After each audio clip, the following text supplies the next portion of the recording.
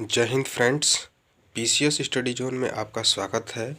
संविधान के महत्वपूर्ण प्रश्नों की श्रृंखला जो विगत के विभिन्न वर्षों में विभिन्न परीक्षाओं में कई बार प्रश्न पूछे गए हैं और आगामी परीक्षाओं के दृष्टिकोण से बेहद ही महत्वपूर्ण हैं। तो आइए दोस्तों, आज की इस नवीन श्रृंखला का आगाज़ करते हैं। दोस्तों, आपसे मेरी एक विनम्र गुजारिश है कि इस नवीन कार्यक्रम को अपना अधिक से अधिक बहुमूल्य योगदान प्रदान कर मेरा उत्साहवर्धन करें और इस कार्यक्रम को सफल बनाने में अपनी महती भूमिका निभाएं। तो आइए दोस्तों, प्रारंभ करते हैं आज की इस नवीन श्रृंखला का।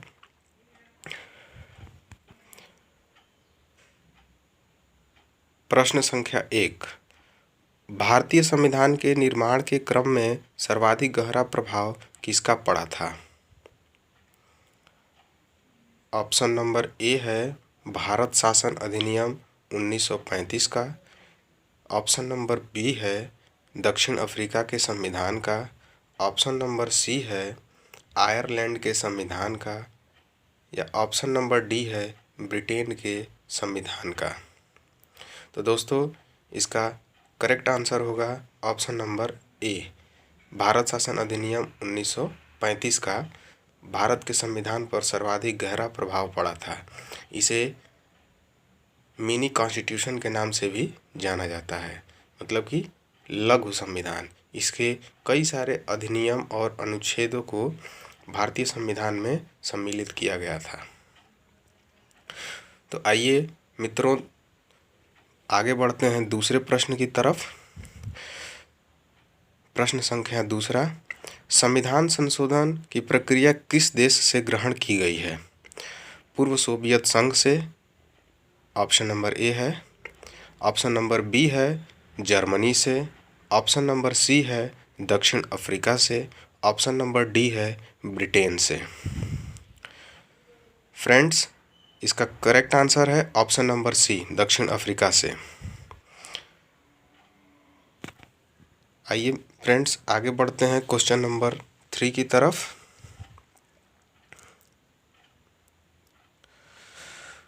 मूल संविधान में कितने अनुच्छेद, अनुसूचियां और भाग शामिल थे? ऑप्शन नंबर ए 444 अनुच्छेद, 8 अनुसूचियां और 22 भाग। 395 अनुच्छेद, 8 अनुसूचियां और 22 भाग। ऑप्शन नंबर सी 395 अनुच्छेद, 12 अनुसूचियां और 22 भाग। ऑप्शन नंबर डी 444 अनुच्छेद, 12 अनुसूचियां और 22 भाग। तो मित्रों, इसका करेक्ट आंसर होगा 395 अनुच्छेद, 8 अनुसूचियां और 22 भाग। Option number B is the correct answer. Next question, question number 4। भारतीय संविधान का निर्माण कितने समय में किया गया था?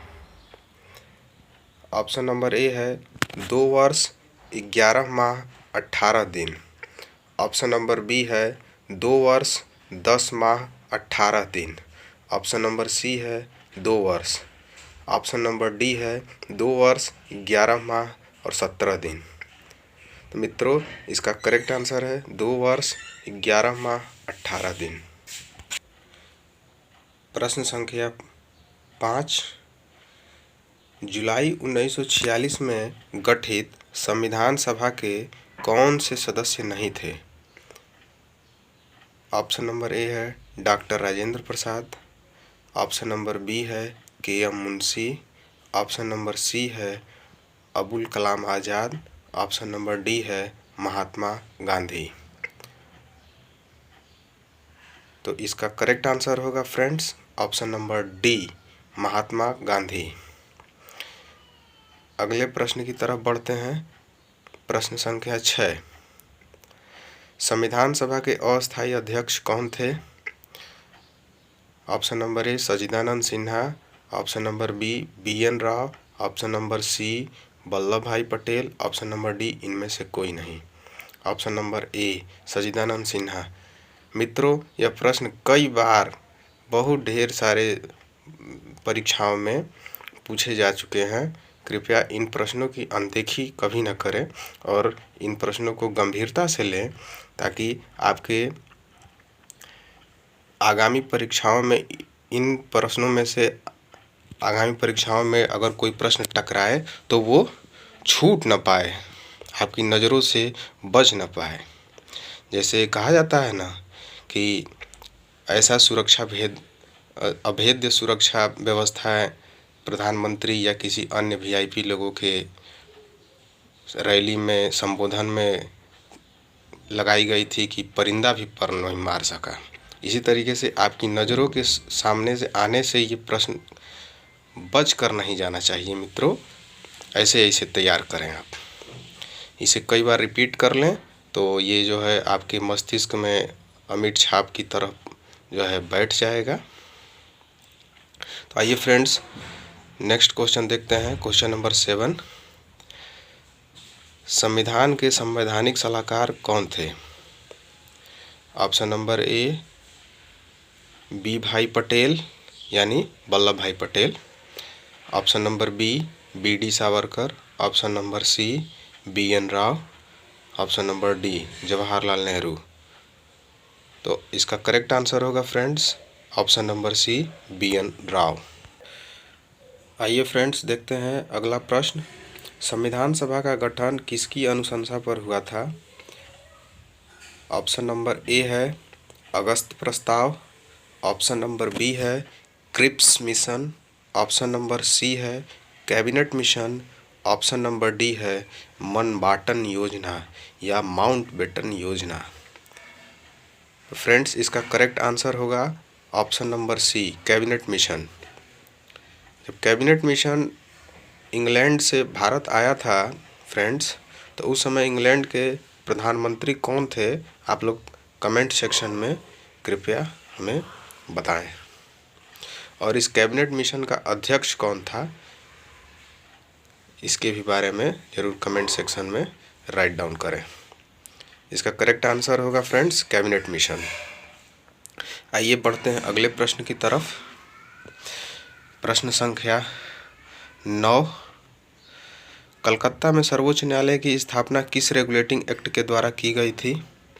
ऑप्शन नंबर ए है 1784 के पिट्स इंडिया एक्ट के द्वारा, 1793 के रेगुलेटिंग एक्ट के तहत, 1773 के रेगुलेटिंग एक्ट के तहत, 1781 के एक्ट के तहत।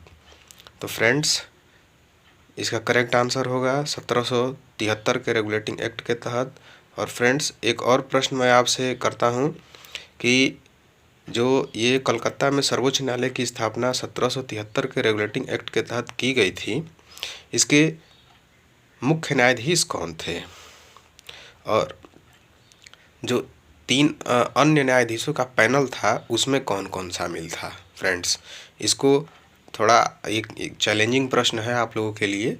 थोड़ा इसके जो है उत्तर आप कमेंट सेक्शन में अवश्य देने का प्रयास करें। आइए फ्रेंड्स बढ़ते हैं नेक्स्ट क्वेश्चन की तरफ। क्वेश्चन नंबर 10, बंगाल के गवर्नर को बंगाल का गवर्नर जनरल किस अधिनियम के माध्यम से अभिहित किया जाने लगा? ऑप्शन नंबर ए 1773 के अधिनियम द्वारा, जिसे डंडाज एक्ट कहते हैं, 1773 के फॉक्स के अधिनियम द्वारा, जिसे फॉक्स एक्ट कहते हैं, ऑप्शन नंबर सी 1786 के अधिनियम द्वारा और 1773 के रेगुलेटिंग एक्ट द्वारा। तो फ्रेंड्स इसका करेक्ट आंसर 1773 के रेगुलेटिंग एक्ट के द्वारा बंगाल के गवर्नर को बंगाल का गवर्नर जनरल कहा जाने लगा। और 1786 के रेगुलेटिंग एक्ट के द्वारा फ्रेंड्स आपको मैं बताना चाहूँगा कि जो लॉर्ड कॉर्नवालिस था वो भारत में आने से पूर्व अमेरिका में ब्रिटेन का वहाँ गवर्नर जनरल था और वहाँ पर जो है उसे बुरी तरीके से हार की खानी पड़ी थी, उसे बुरी तरीके से हार मिली थी। वहाँ की जनता ने पीट पीट कर उसे मारा था, बहुत बुरी तरीके से मारा था, जिससे वह रुष्ट हो गया था। और भारत में आने से पूर्व उसने सैनिक और राजनीतिक शक्तियाँ दोनों अपने हाथों में इस अधिनियम के द्वारा प्राप्त कर लिया था। और आपातकालीन स्थिति में गवर्नर जनरल की परिषद की जो भी निर्णय थे उसे निष्क्रिय करने की शक्ति उसे प्राप्त हो चुकी थी। तो फ्रेंड्स, यहाँ पर इस सीरीज का समापन होता है। कृपया अगर वीडियो अच्छा लगे तो शेयर, लाइक, कमेंट और चैनल को सब्सक्राइब करना न भूलें। Thank you.